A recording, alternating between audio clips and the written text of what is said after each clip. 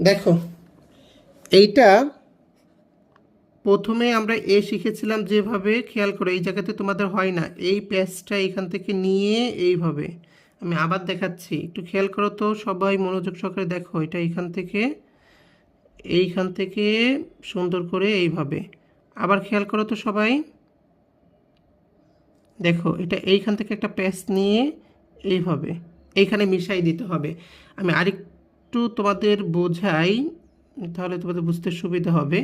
তো দেখো, এই জায়গা এবং এই জায়গার মাঝ বরাবর একটা জায়গা, এই আগে থেকে লিখো না, নাভান ক্লাসের দিকে মনোযোগ দাও। হুম, দেখাই যখন ক্লাসের দিকে দেখতে হবে, নয়তো পরে এই বিষয়গুলো তো মিস করলে তো পরে বুঝতে পারবে না। এই দেখো, এখানে মিডিল কোন জায়গা, মধ্য এইখানে, তাই না? খেয়াল করেছো?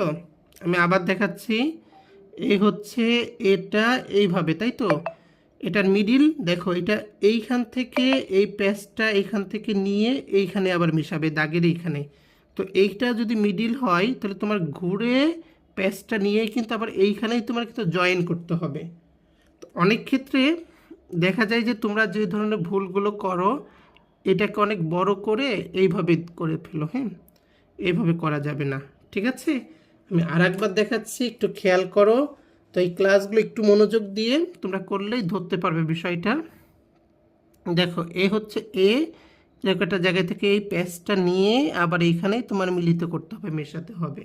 দেখি তো কে কে ধরতে পেরেছো, লেখো।